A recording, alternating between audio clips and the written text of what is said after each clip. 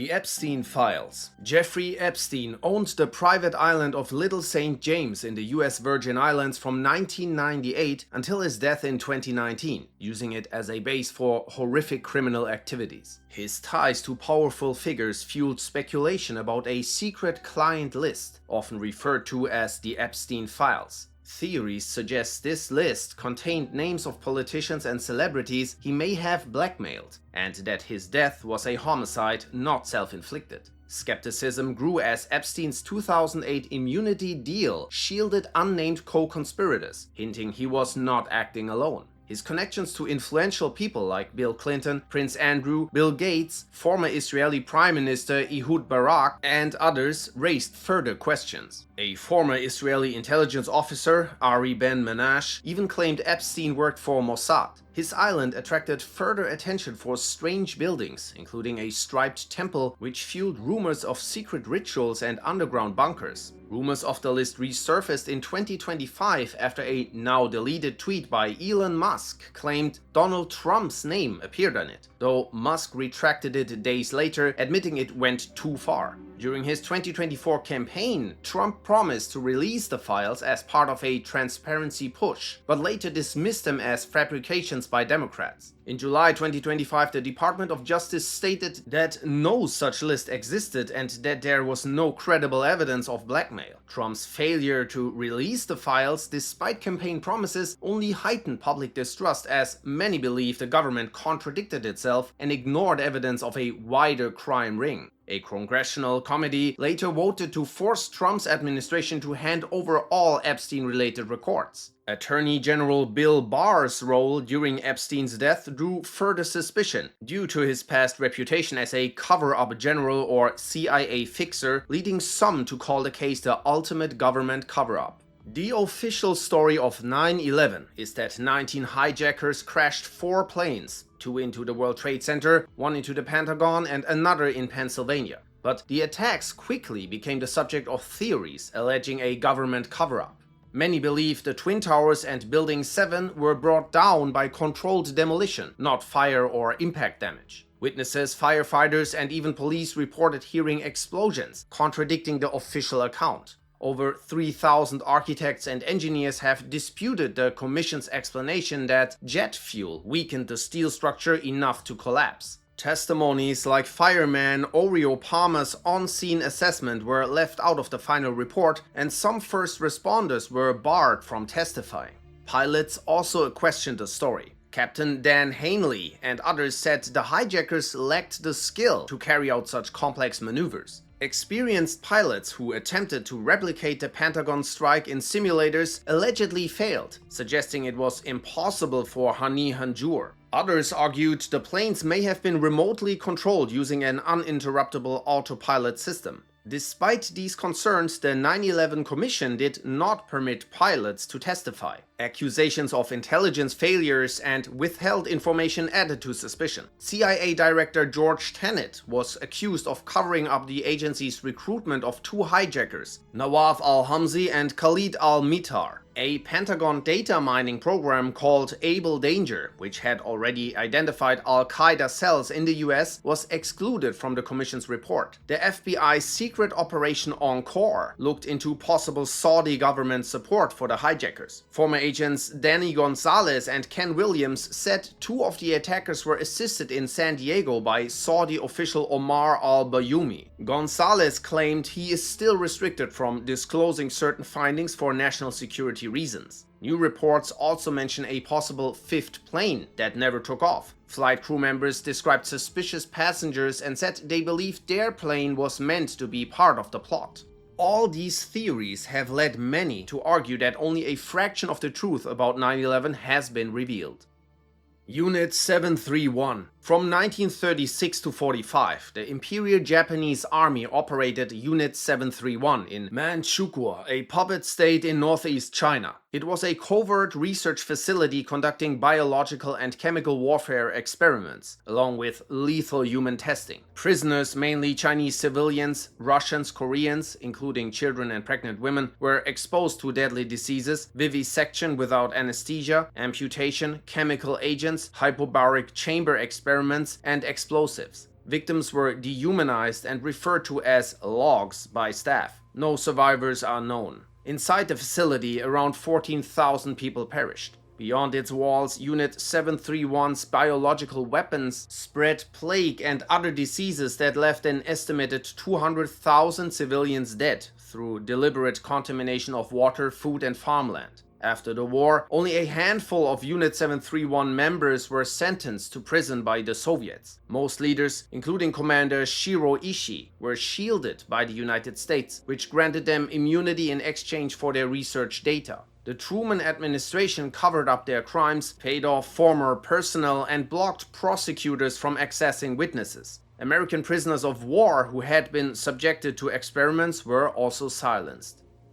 The Catholic Church scandal. In the 1980s and 90s, the Catholic Church faced growing scandals over child abuse committed by priests, nuns, and other clergy. Many cases revealed not only decades of abuse but also systematic cover-ups by bishops who quietly moved accused priests to new parishes instead of reporting them. By the 1990s, allegations gained international attention across the US, Canada, Ireland, Chile, Australia, and much of Europe. The church paid millions in settlements, while Pope John Paul II was criticized for failing to act quickly as revelations mounted. The church's hierarchical structure, with bishops reporting directly to the Pope, allowed inconsistent policies and a lack of accountability that enabled abuse to continue. Reports have estimated more than 177,000 victims. While reforms have been introduced, critics argue that bishops who enabled the atrocities still face little accountability from the Vatican.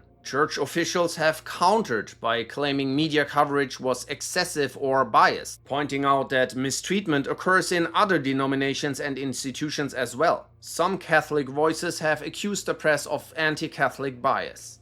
The Canadian Indian residential school system was a government-funded, church-run network of boarding schools that operated from the late 19th century until 1997. Its purpose was to forcibly assimilate indigenous children by separating them from their families, culture, and languages. The system grew after the 1876 Indian Act, which imposed strict controls on indigenous people and confined them to reserves. Attendance became compulsory, and children were often sent far from their communities to prevent family contact. More than 150,000 indigenous children passed through over 100 schools, where many suffered physical assault, malnutrition, and disease. Speaking indigenous languages was forbidden, and children were pressured to abandon their identities. The death toll remains uncertain due to incomplete records and cover-ups. Estimates range from 3,200 to as many as 15,000. The Truth and Reconciliation Commission in 2015 concluded that the system amounted to cultural genocide. In recent years, more than 2,000 unmarked hidden graves have been discovered at former school sites, including 215 children in British Columbia, some as young as 3. These discoveries renewed calls for independent investigations and accountability for both the government and the church.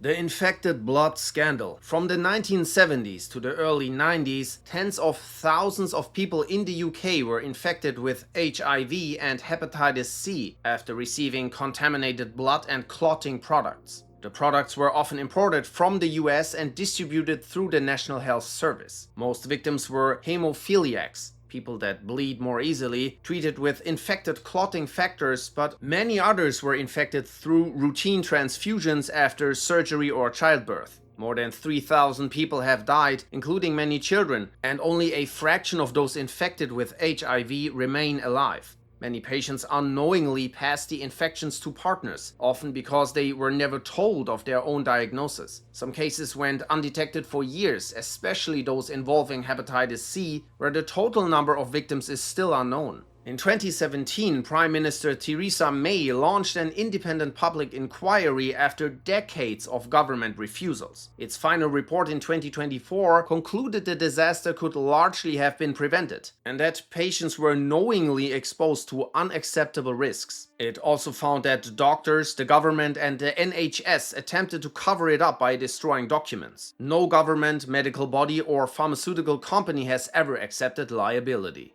The Bhopal Disaster. On December 3rd, 1984, a pesticide plant in Bhopal, India, owned by Union Carbide India Limited, leaked a cloud of highly toxic methyl isocyanate gas. Within hours, thousands were dead and tens of thousands heavily injured as the gas spread across 40 square kilometers of residential neighborhoods. Official records put the immediate death toll at over 2,000, though estimates suggest up to 8,000 people died, with another 8,000 or more later dying from long-term complications. More than 500,000 people suffered lasting injuries. Union Carbide India was majority owned by the US-based Union Carbide Corporation.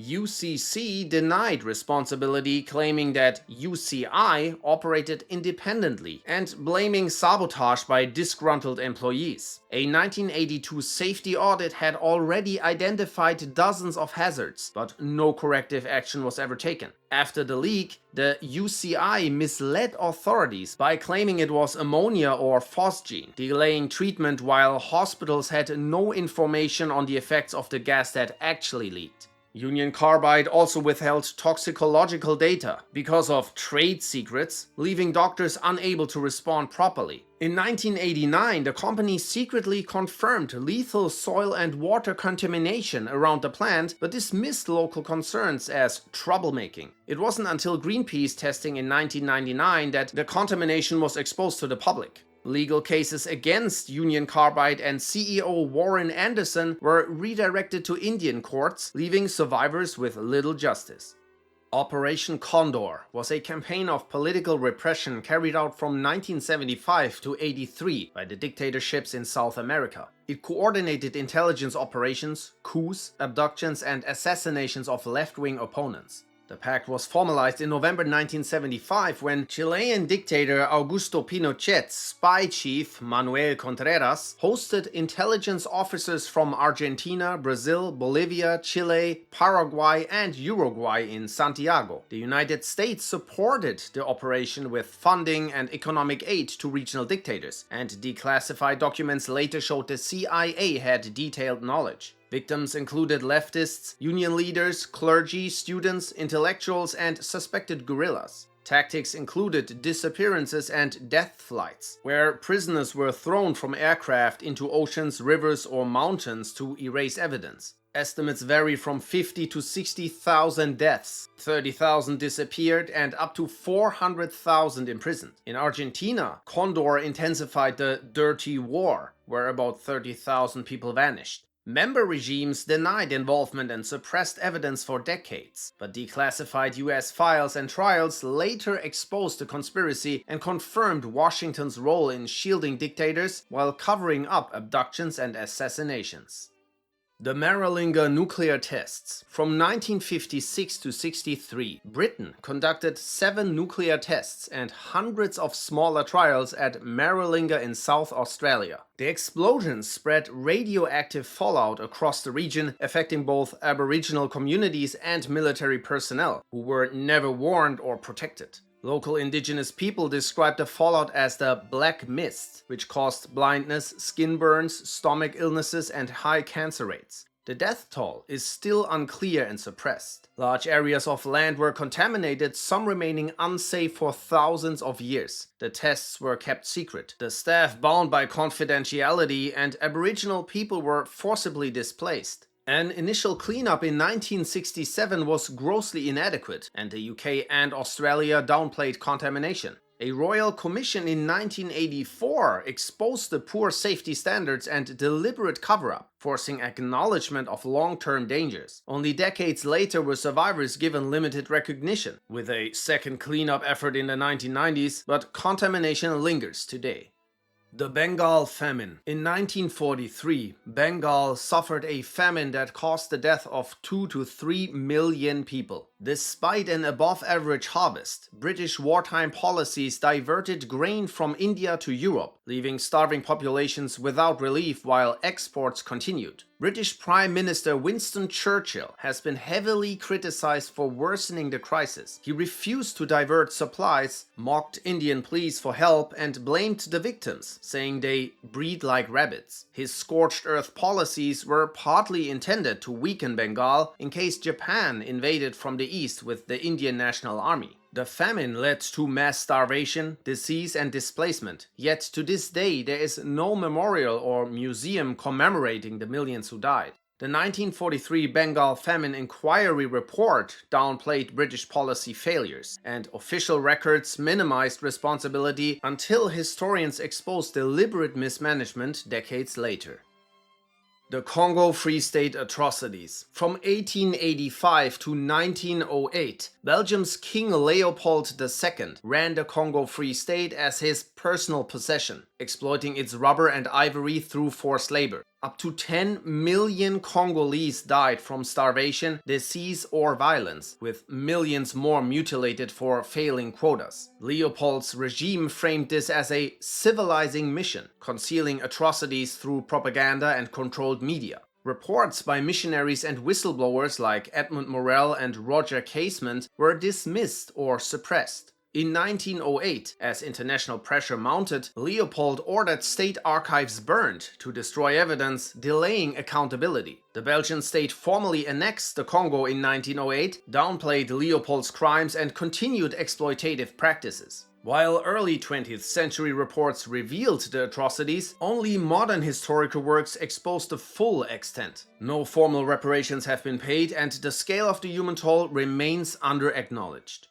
The Armenian Genocide was the systematic extermination of Armenians in the Ottoman Empire during World War I. Between 1915 and 1916, between 800,000 to 1.2 million Armenians were sent on death marches to the Syrian desert, where they were deprived of food and water and subjected to massacres and robbery. Survivors were sent to concentration camps, and up to 200,000 women and children were forcibly converted to Islam and absorbed into Muslim households. Massacres continued during the Turkish War of Independence. The Turkish government denies that these events constituted genocide, framing the deportations as military necessity. In the aftermath, incriminating documents were systematically destroyed. Since the 1920s, Turkey has sought to block recognition internationally, funding lobbying, research institutes, and using intimidation. Some Turkish citizens who acknowledge the genocide face prosecution. As of 2025, 34 countries officially recognize the Armenian Genocide.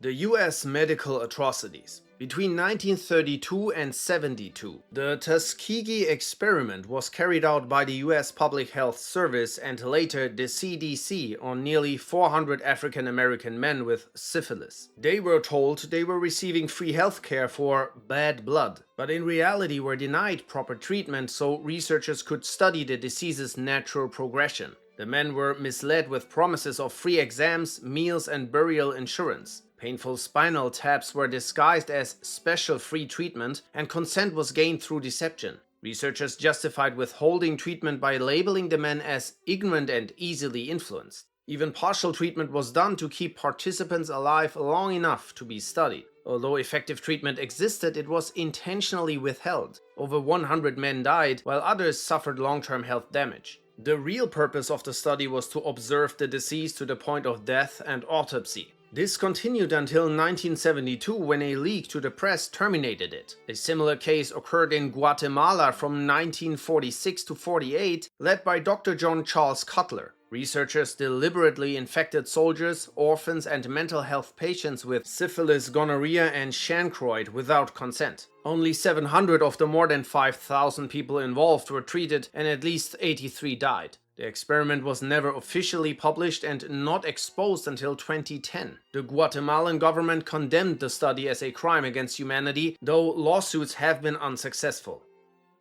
The Holodomor was a mass famine in Soviet Ukraine from 1932 to 33 that killed between 4 and 7 million people, with other regions such as the North Caucasus and Kazakhstan also suffering greatly. Ukraine, the Soviet Union's grain-producing breadbasket, was targeted by Joseph Stalin, who imposed impossible grain quotas and collectivized farms, leaving millions to starve. The Soviets confiscated not only grain but all food and livestock, blacklisted villages, and blocked migration to cities, deliberately trapping Ukrainians in famine. The famine was used to suppress independence movements and enforce total submission to Soviet policies. Stalin carried out a systematic cover-up. He denied the famine, restricted press and foreign reporting, destroyed archives, falsified death certificates, and suppressed census data showing population losses. Discussion of the famine remained banned in the Soviet Union until the 1980s. Since 2006, the Holodomor has been recognized as genocide by many countries as a deliberate act by the Soviet government to target Ukrainians. The Chernobyl disaster. On April 26, 1986, reactor number 4 of the Chernobyl nuclear power plant in the Ukrainian SSR exploded during a safety test gone wrong. A sudden power surge caused ruptures, steam explosions, and a core fire that spread radioactive material across the Soviet Union and Europe. The disaster required over 500,000 workers in the response effort and cost an estimated $700 billion, the most expensive catastrophe in history. The official death toll was initially limited to dozens of immediate casualties, but later studies estimated thousands of long-term cancer-related deaths. A 2006 World Health Organization report projected about 9,000 fatalities across Ukraine, Belarus, and Russia. The Soviet government attempted to cover up the disaster, not even giving a statement until 2 days later. Then they downplayed radiation levels and withheld warnings from citizens. Evacuations were delayed, leading to unnecessary exposure. It was only after radiation was detected in Sweden and other European countries when the USSR admitted the seriousness of the accident.